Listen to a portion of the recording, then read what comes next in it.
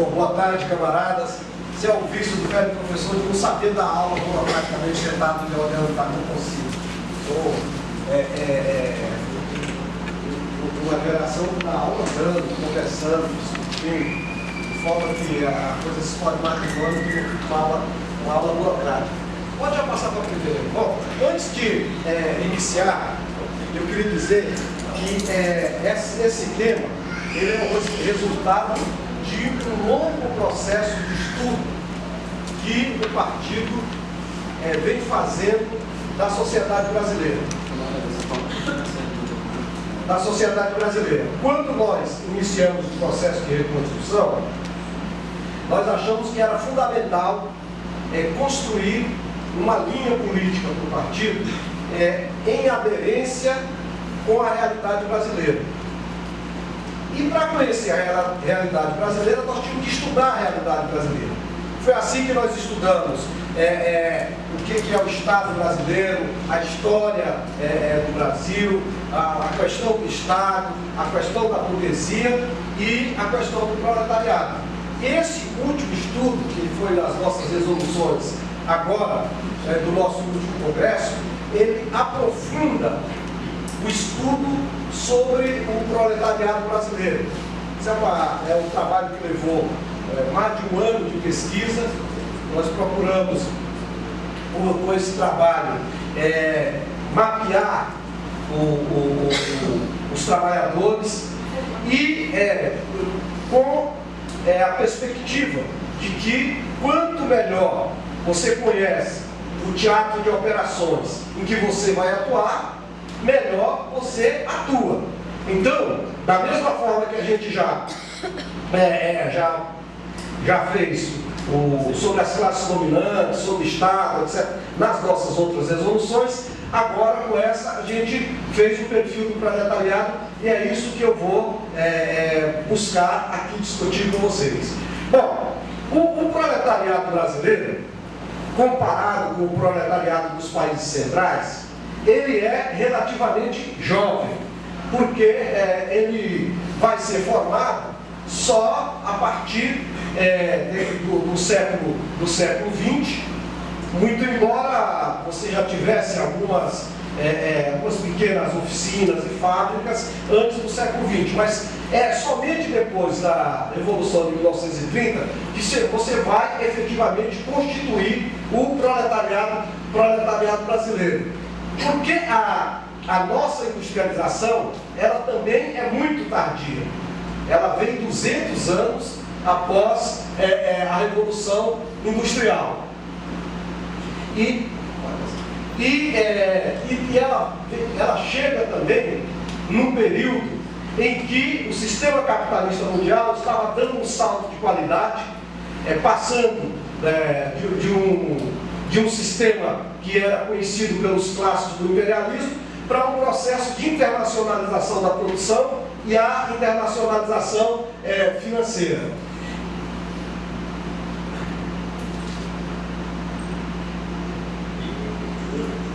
Acontece, é normal. Características históricas do nosso país, também a nossa história, ela cobra um alto preço pelo fato de que nós tivemos aqui mais de 300 anos de escravidão. E isso marca uma sociedade. Ninguém passa impune numa sociedade em que mais de 300 anos teve trabalho escravo. Isso marcou efetivamente a sociedade brasileira. E além disso, em função de um conjunto de características fruto desse problema, as classes dominantes brasileiras, naquele racismo estrutural, elas buscaram embranquecer o proletariado brasileiro, fazendo com que o governo da época abrisse espaço para a vinda da mão de obra europeia aqui para o Brasil. Todos sabem que a Europa vivia uma situação de grave crise econômica após as guerras, etc. e que uma parte muito expressiva de trabalhadores da Europa veio aqui para o Brasil, e isso são os primeiros proletários brasileiros, que inclusive tiveram um papel muito importante aqui, foram os primeiros a organizar os sindicatos, as cooperativas.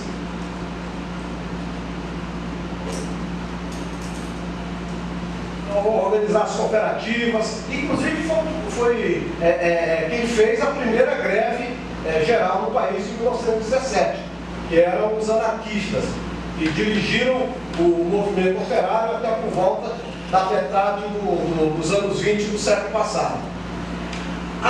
Nós também temos que caracterizar que essa herança que eu acabei de falar para vocês, ela constituiu uma classe dominante truculenta, reacionária, e que sempre procurou afastar os trabalhadores e o povo em geral das decisões econômicas e políticas do país, até hoje. E que isso, juntado ao anticomunismo também estrutural das classes dominantes brasileiras, isso dificultou enormemente a formação de uma consciência classista entre o proletariado. Nós não podemos esquecer que o nosso partido, de 1922 a 1985, ele só teve 2 anos de legalidade. Os outros 63 anos, o partido operou na clandestinidade. E como o partido, historicamente, é a vanguarda dos trabalhadores, é o setor mais avançado, mais consciente dos trabalhadores, então imagina a dificuldade para você não só organizar, mas influir na consciência de classe dos trabalhadores brasileiros. Muito bem. Então, ao contrário de vários outros países onde você teve, inclusive aqui da América Latina, onde você teve dezenas de anos de legalidade, aqui nós não tivemos isso. Ou seja, as classes dominantes brasileiras nunca perdoaram o Partido Comunista, porque este sempre esteve incondicionalmente ao lado dos trabalhadores, lutando pela Revolução Brasileira e pelo socialismo. Ora, com essas propostas e uma classe dominante truculenta, evidentemente que nós só poderíamos esperar a perseguição permanente contra o partido e os seus efeitos junto à organização dos trabalhadores. De qualquer forma, para que a gente vá começando a entrar nos aspectos mais históricos, a nossa estrutura industrial, ela só vai tomar corpo a partir da Revolução de 1930, quando você consegue dar uma direção no sentido da industrialização. E esse processo vai se completar aí com o plano de meta do Juscelino Kubitschek. Da mesma forma, nós temos também aqui no Brasil um elemento que diferencia também dos outros países centrais, porque o campo brasileiro, ele sempre foi hegemonizado pelo latifundiário. É uma coisa que vem desde as capitanias hereditárias, ou seja, só muda de figura e de tamanho, mas a essência é a mesma. E isso também dificultou você ter um proletariado no campo também com o nível de consciência e organização necessário para qualquer processo de transformação na América Latina. Bom, esse processo que eu estou buscando falar para vocês, do processo de industrialização que...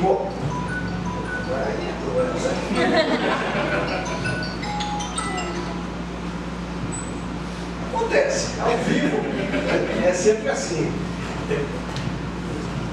Bom, para vocês terem ideia, esse processo de industrialização brasileira, ele mudou radicalmente o perfil populacional e o perfil da sociedade brasileira.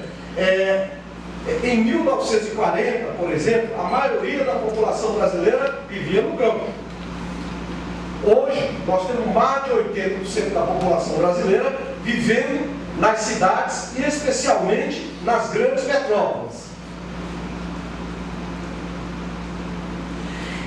E esse processo de migração ocorreu de uma maneira muito desordenada, resultado das próprias condições de organização do capitalismo brasileiro, uma vez que nós não passamos pelas etapas clássicas do capitalismo central.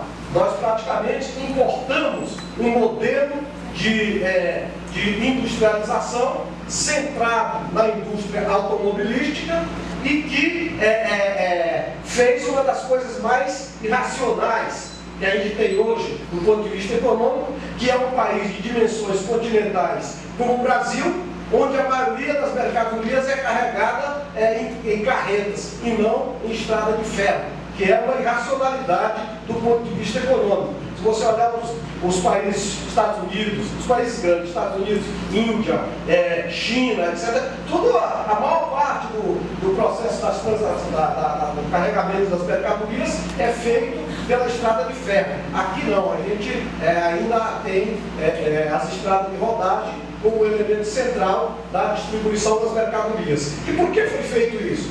Porque a nossa industrialização tinha como centro a indústria automobilística, que necessitava vender carro. E para vender carro tem que ter estradas. Então, essas características históricas, resultado do processo que não foi o processo clássico, que se deu na Inglaterra, na França, nos países centrais, nos levou a esses problemas que nós enfrentamos hoje. Bom, como eu tinha falado, o proletariado brasileiro ele vai ser formado a partir dos anos 30, mas nós não podemos esquecer que esses 300 anos de escravidão e genocídio dos povos indígenas, ele marca muito as classes dominantes e marca também o proletariado brasileiro. Se nós olharmos a população negra ganha muito menos do que a população branca. As regiões do norte e nordeste são muito mais atrasadas do que a região sudeste e sul. Então, um conjunto de elementos que são frutos de um processo de constituição desordenado. E o importante para a gente ver também é de que, mesmo nesse processo terrível de escravidão e terrível de genocídio dos povos indígenas, você teve muita resistência. Então nós não podemos dizer, o povo brasileiro, o proletariado brasileiro é pacífico, o proletariado brasileiro não quer lutar. Não, sempre lutou e lutou muito. Desde os quilombos, desde as rebeliões indígenas, sempre teve muita luta. Agora a história é escrita pelos nossos inimigos. Então, dificilmente você vai ver uma história das lutas populares do Brasil. Tem até um camarada nosso, o Ian Coetel, que ele escreveu um livro em 2 volumes, dessa grossura assim, sobre a história das lutas populares do Brasil. Isso deveria ser livro de cabeceira de todas as universidades brasileiras, mas ninguém nem sabe que o cara escreveu isso. É um dos primeiros livros que conta a história das lutas populares. Porque é incrível. O que nós vemos na história é a história feita por rei, história feita por militares, por grandes senhores de terra, por grandes burgueses. Esses são os caras que aparecem na história. E os verdadeiros construtores do país desaparecem na história. Os verdadeiros heróis do povo brasileiro desaparecem na história. Só que quando, fazendo um parênteses, quando nós tomarmos o poder, nós vamos botar nome de rua, trocar nome de rua, trocar estátua, botar estátua dos verdadeiros heróis do povo brasileiro, que são exatamente aqueles que construíram a riqueza do país e que lutaram para a construção de uma nova sociedade. E que pouca gente conhece o nome, mas a gente vai encontrar sempre os heróis e vai pôr as estátuas, mudar tudo, derrubar todas essas estátuas aí e construir estátuas novas, novos nomes de rua, para dar um sentido histórico real ao que foi a nossa história. Como eu tinha falado também, as classes dominantes, elas aproveitaram, pode passar, elas aproveitaram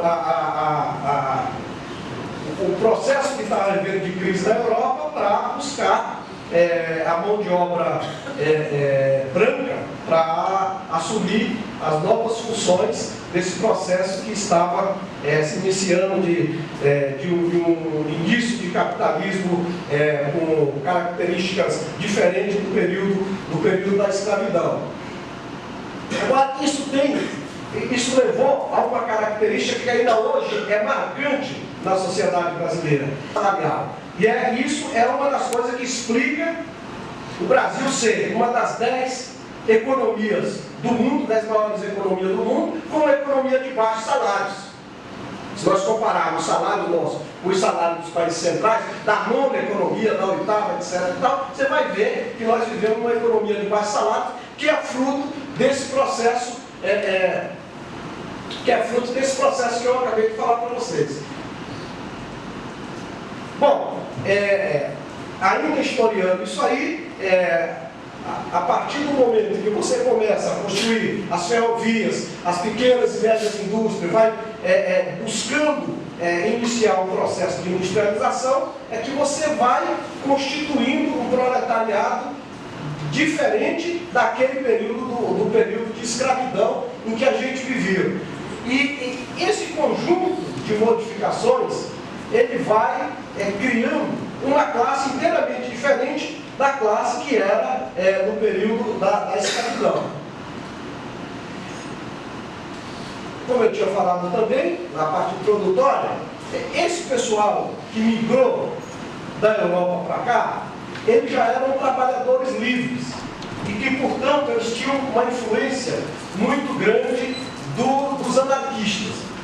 E essa influência, ela vai se dar até meados dos anos 20.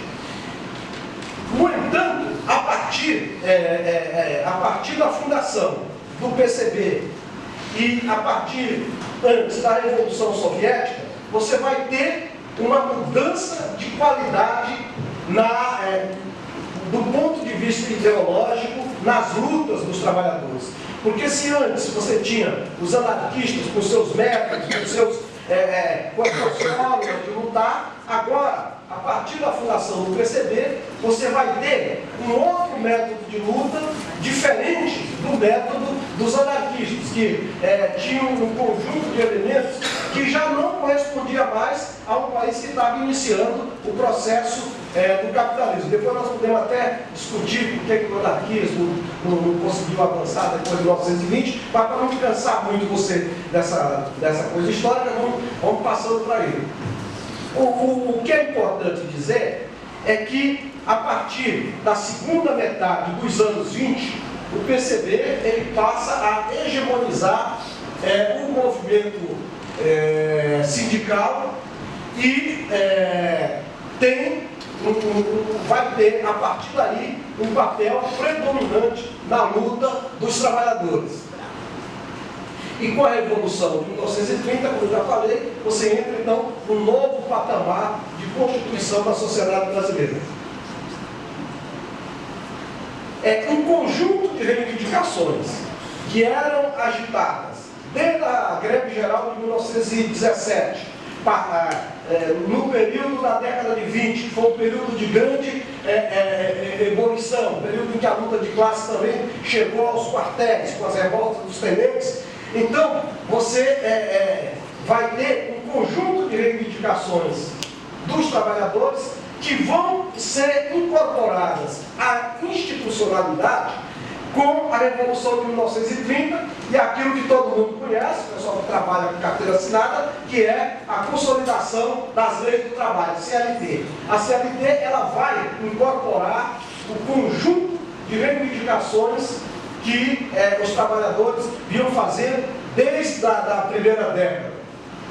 No entanto, como a Revolução de 1930, ela também não foi uma revolução burguesa clássica, ela foi uma revolução que, no meio do caminho, ela fez uma unidade com a velha ordem anterior e não rompeu efetivamente com a velha ordem, porque se ela tivesse rompido, ela tinha que ter feito a reforma agrária, que é uma coisa da sociedade capitalista, não é do socialismo, é da sociedade capitalista. Tinha feito a reforma urbana e procurado constituir um capitalismo com mínimo de distribuição de renda, que você permitisse ter um mercado interno que incorporasse todos aqueles que viviam do trabalho.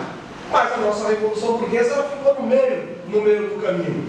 E dessa forma, para piorar ainda a situação dos trabalhadores brasileiros, o Vargas criou um conjunto de instrumentos que vai impactar até hoje no movimento sindical, que é o imposto sindical e o Ministério do Trabalho como instrumento do governo para ter o poder de intervir nos sindicatos, poder de intervir nas eleições e etc. Isso só vai acabar um pouco com a Constituição de 88. E isso é uma coisa muito importante.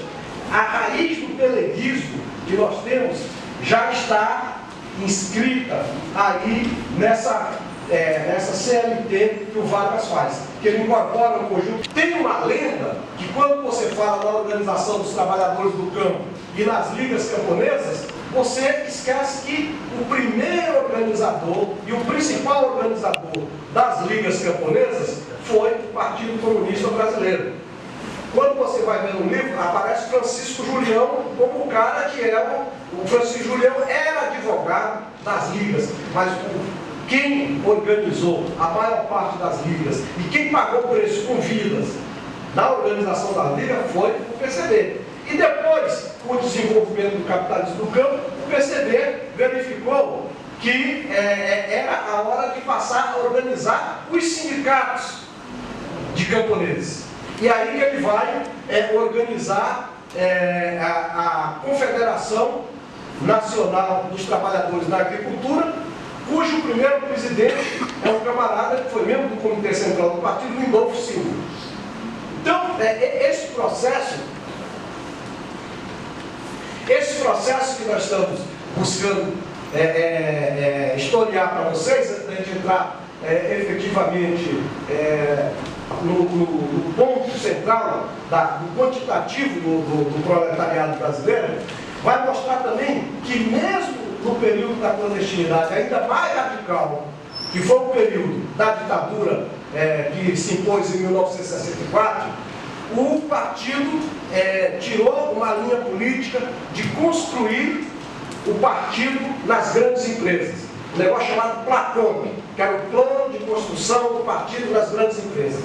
E ele colocou na ordem do dia esse plano. E até 1972, esse plano teve um êxito espetacular.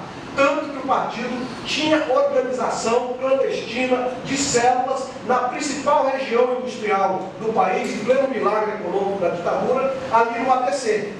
E o camarada que desenvolveu essa política chamava-se Lúcio Belantani, um ferramenteiro da Volks, que nós tivemos a sorte de entrevistá-los um mês e meio antes dele morrer. Nós fizemos uma longa entrevista de 2 horas com ele contando como que foi desenvolvido o trabalho da organização clandestina das fábricas do país. E a partir de 1972, essa organização ela cai, porque nesse período a Volks foi organizar o milionésimo carro que ela tinha produzido, e os comunistas da Volkswagen, que eram muito mais de uma centena, eles prepararam uma recepção para o Gasto Azul Médici, que era o ditador daquela época. Quando o Gasto Azul Médici está lá no microfone, inaugurando com toda a diretoria da Volks, o milionésimo carro, pela esteira da fábrica começa a rodar um panfleto denunciando a ditadura. Isso foi uma ousadia muito grande, mas também um erro espetacular, porque a partir daí a repressão viu que tinha alguma coisa organizada ali. E deve ter feito, infiltrado gente, etc. E tal, até que prenderam um dos caras que era militante do partido, e que esse camarada não suportou a tortura e falou o nome de várias pessoas, e aí então você tem a primeira queda da organização do partido ali no ABC. Mas como era uma organização estanque, não caiu todo mundo. Só foi cair todos quando veio a porrada de 74, 75, que foi a porrada em que praticamente todo militante do partido foi preso. Eu não conheço um militante daquele período que não tenha sido preso em 74, 75.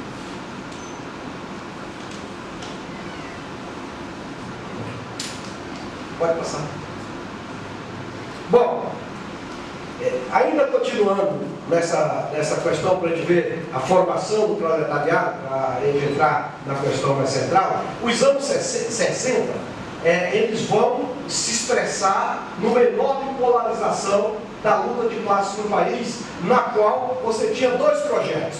De um lado você tinha o projeto das reformas de base, que era um projeto que buscava o desenvolvimento por distribuição de renda e um conjunto de reformas, reforma agrária, reforma urbana, etc. E tal. E de outro você tinha o projeto ligado ao capital internacional.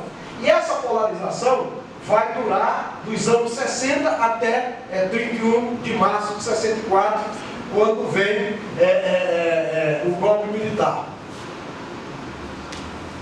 E o golpe militar, ele é o resultado, e o resultado dramático dessa luta, porque o imperialismo, da mesma forma que ele fez no Chile, ele jogou muito pesado para destruir o processo de construção das reformas de base e depor o governo de João Goulart. E o modelo econômico que vai ser, ainda existe em grande parte na estrutura econômica brasileira. Uma vez que o governo militar, ele vai centrar a sua ação, primeiro, no ataque aos trabalhadores, na intervenção dos sindicatos, na prisão dos dirigentes sindicais, na cassação do Comando Geral dos Trabalhadores, que era a central combativa dos trabalhadores daquela época, acaba com o direito de greve para construir um modelo econômico baseado no arrojo salarial, na predação salarial no país. Grande parte também dos baixos salários que nós temos é resultado também da política aí já organizada pelo Estado de arrojo salarial do período da ditadura. Ou seja, enquanto a ditadura organizava a máquina de matar com a máquina de alienar, por outro lado também ela incentivava o processo de industrialização, agora muito mais ligado ao capital estrangeiro, muito mais ligado ao capital internacional. E dessa forma você vai ter, no período que vai de 1969, 70 até 1973, um desenvolvimento, um crescimento econômico muito grande do país, mais ou menos por volta de 11%. É igual ao crescimento chinês que nós vimos aí nas últimas 4 décadas. No entanto, essa política era uma política profundamente nociva aos trabalhadores, porque o arrojo salarial era organizado a partir do Estado. Quem definia o reajuste salarial não era uma negociação entre patrões e empregados. Quem definia era o governo. O governo dizia, olha, esse ano você tem X% de reajuste salarial, e não a negociação de trabalhadores e patrões.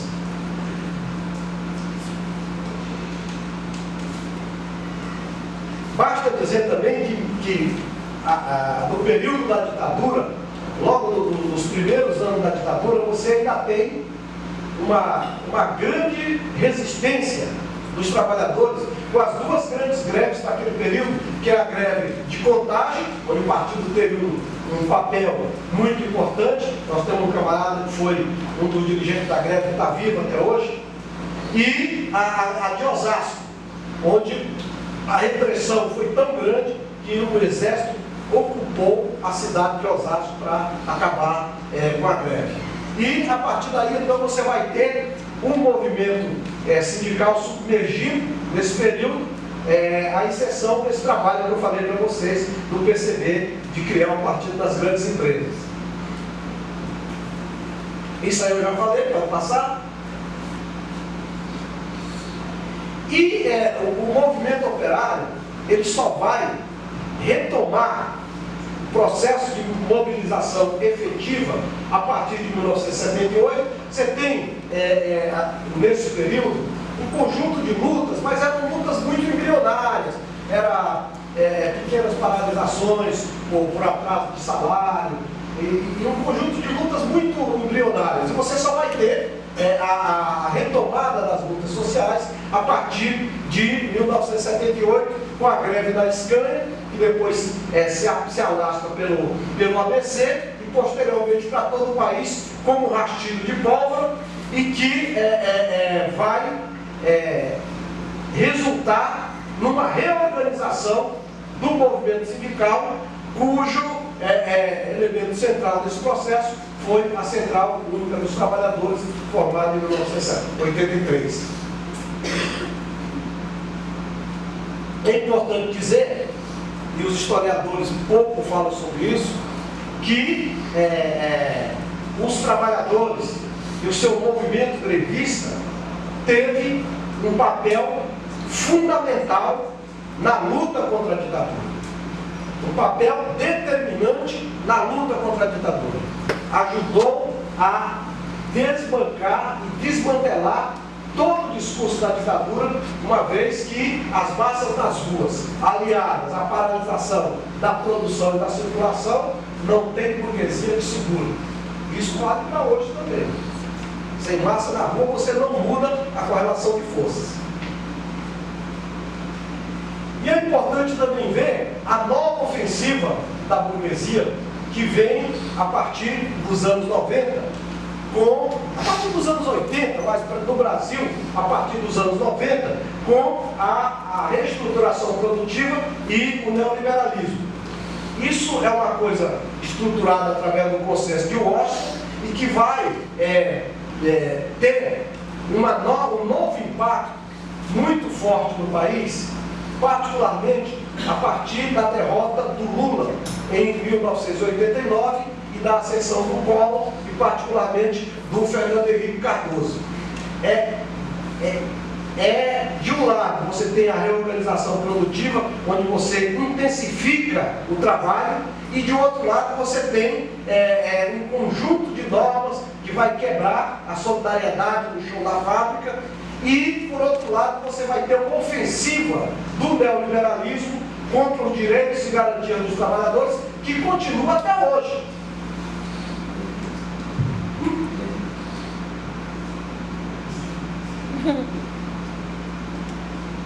E esse processo, ele vai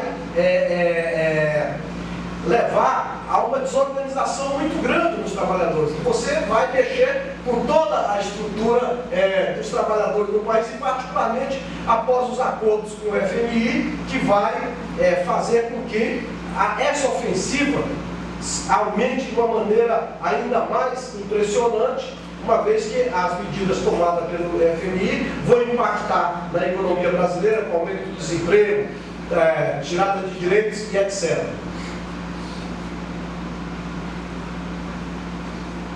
Aí é só para tirar uma casquinha, que essa organização que foi formada no período de luta dos trabalhadores, que é a CUT, à medida que ela vai avançando, à medida que o PT vai ocupando os espaços institucionais, ela vai se transformando em uma instituição da ordem, e hoje praticamente não faz luta no Brasil. visão de uma reorganização dos trabalhadores.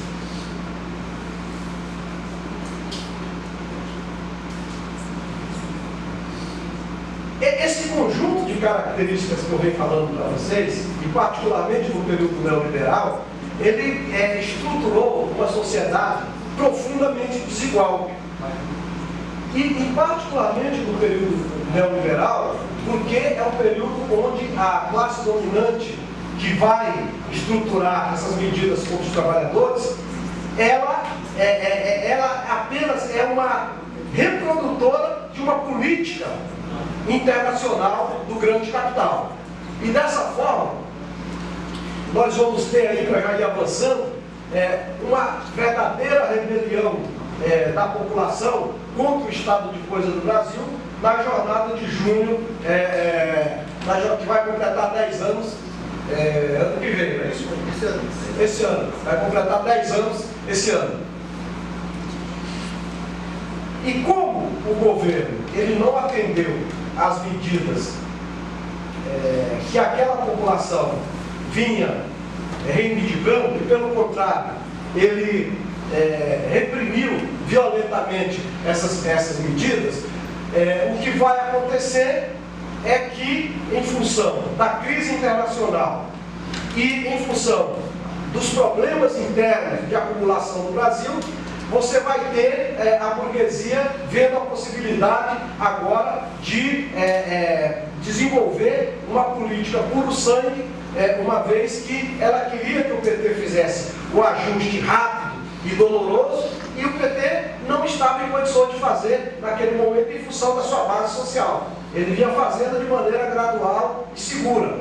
E aí então a burguesia dá o golpe, na Dilma se aproveita da Operação Lava Jato, consegue mobilizar grande parcela da população através dos meios de comunicação que passam a funcionar como partido político, e aí o resultado disso aí é o que nós podemos ver com a ascensão do Temer e posteriormente do Bolsonaro. Bom, feita essa coisa mais histórica, vamos ver qual é a situação real dos trabalhadores hoje. Bom, nós temos aqui no Brasil 213 milhões de pessoas, das quais 17 municípios têm uma população superior a 1 milhão de habitantes, 49 cidades têm mais de 500 mil habitantes e mais de 300 cidades têm mais de 600 mil habitantes. Portanto, é um país urbano. É um país urbano e é um país no qual nós devemos nos orgulhar. Nós temos um enorme proletariado, o segundo maior proletariado do continente. Portanto, o potencial revolucionário brasileiro é muito grande. O potencial revolucionário brasileiro é muito grande.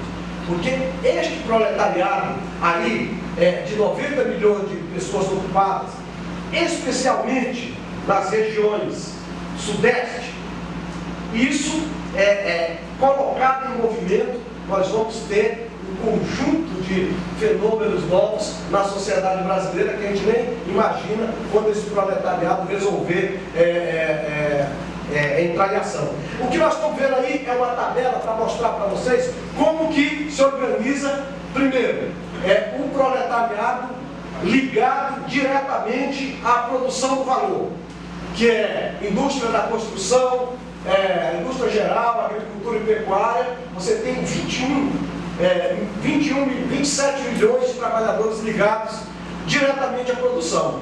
E você tem mais 9 milhões e 700 mil trabalhadores ligados à cadeia de produção do valor, que são aqueles setores auxiliares da produção. Por exemplo, você vê os carros que carregam, os caminhões que carregam a mercadoria, estão ligados à cadeia de produção do valor. Então você tem aí 36 milhões e 890 mil trabalhadores ligados à cadeia de produção do valor. Isso é mais do que muitos países da América Latina. Portanto, é um enorme proletariado industrial.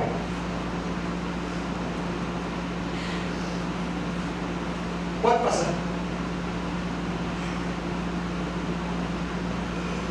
muito maior. Só esse proletariado ligado diretamente à cadeia de produção de valor é muito maior do que o proletariado de vários países da Europa, não é só da América Latina. O potencial nosso é imenso e o trabalho nosso de organizar esse povo é mais imenso ainda. Agora nós vamos ver o conjunto do outro proletariado. É que no capitalismo desenvolvido como o Brasil, evidentemente que as áreas de serviços, as áreas comerciais, a área financeira, como todas as economias desenvolvidas, ela passa a empregar muito mais gente do que a área especificamente industrial, criadora de valor. Então nós temos 53 milhões de trabalhadores nesta área comercial, serviços e etc., que também são parte do proletariado brasileiro e que são tão explorados ou mais explorados que o proletariado ligado à cadeia de produção do valor e que são aliados da classe operária em qualquer processo de transformação. Então, uma vez eu estava dando um curso do pessoal bancário, quando eu falei que não produzia valor, os caras ficaram meio chateados e tal. Eu falei, não, vocês são tão explorados ou mais do que o pessoal ligado à cadeia de produção de valor e nós vamos estar todo mundo junto em qualquer processo de transformação social. Não fiquem nervosos, nem fiquem se sentindo humilhados. Isso aí é muito mais para você fazer uma diferenciação do ponto de vista metodológico de quem cria ou não a riqueza. Pode passar. Bom, agora eu falei das coisas boas, falar das coisas más também. Apesar dessa grandiosidade do proletariado, o que nós temos é um grau de organização e sindicalização muito pequeno. Para vocês verem aí, nós só temos desses 90 milhões, 90 e poucos milhões de trabalhadores, só 14,4% são sindicalizados. Isso é resultado lá daquilo que eu falei lá atrás. Um trabalho permanente nas classes dominantes, no sentido de alienar, no sentido de dividir, no sentido de desmoralizar os sindicatos brasileiros, inclusive utilizando os próprios peleiros que não fazem nada e que ajudam a desmoralizar o sindicalismo brasileiro. Pode passar. Aí eu trouxe alguns dados para dentro desse proletariado. Você tem 50% da população preta que vive em condições de vulnerabilidade social e apenas e os trabalhadores negros ocupados recebem apenas 60% do que é recebido pelos trabalhadores brancos e que cerca de 40% das mulheres que trabalham, trabalham em condição precária e nessa condição precária 70% são negras. Outro elemento também para a gente ver é que essa ofensiva neoliberal, ela não só buscou desorganizar os trabalhadores, mas ela também buscou um conjunto de outras formas de contratação, como terceirização, PJ, quarteirização, etc., para desorganizar de vez o mundo do trabalho, para que ela possa aumentar as suas taxas de lucro.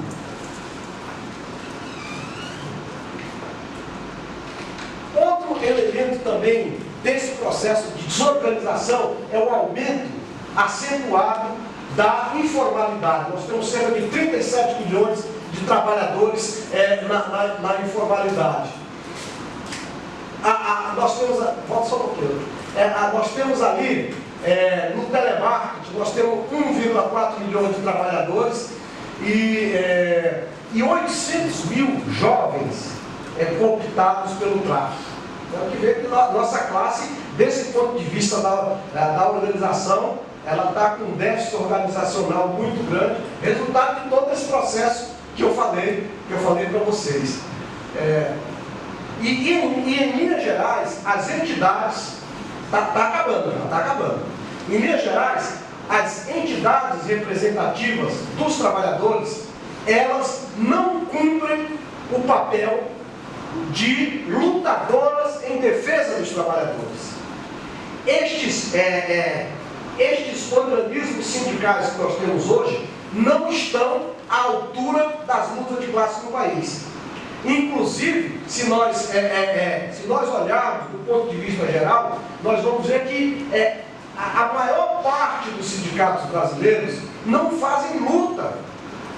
A maior parte dos sindicatos brasileiros, e particularmente quando teve o governo do PT, acreditavam que resolver as coisas na institucionalidade. Perderam a sua independência.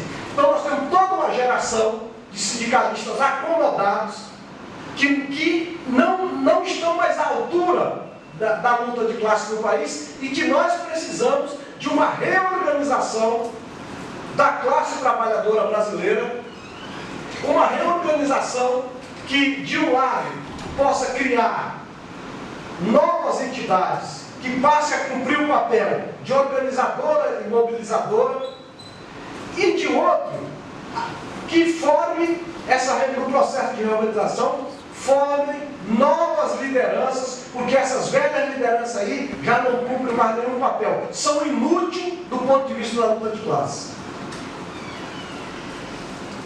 E é por isso, para fechar, que tem uma proposta que é defendida por várias organizações, que é para realizar esse processo de reorganização, é fundamental que as entidades classistas, pelo menos as entidades classistas, busquem organizar um encontro nacional das classes trabalhadoras, como foi feito em 1981. Em 1981, em plena ditadura, se realizou a CONCLAT, Congresso, Conferência Nacional da Classe Trabalhadora. Ora, gente, se na plena ditadura você conseguiu organizar o CONCLAT, por que nós não podemos organizar agora o Encontro Nacional das Classes Trabalhadoras, onde nós podemos discutir os nossos problemas, discutir os nossos déficits organizacional e discutir um programa de transformações para o país feito, organizado e tendo como coluna vertebral, espinha dorsal, a classe trabalhadora. É isso, meus camaradas, que eu queria deixar aqui para você nesse primeiro momento da nossa intervenção. Obrigado.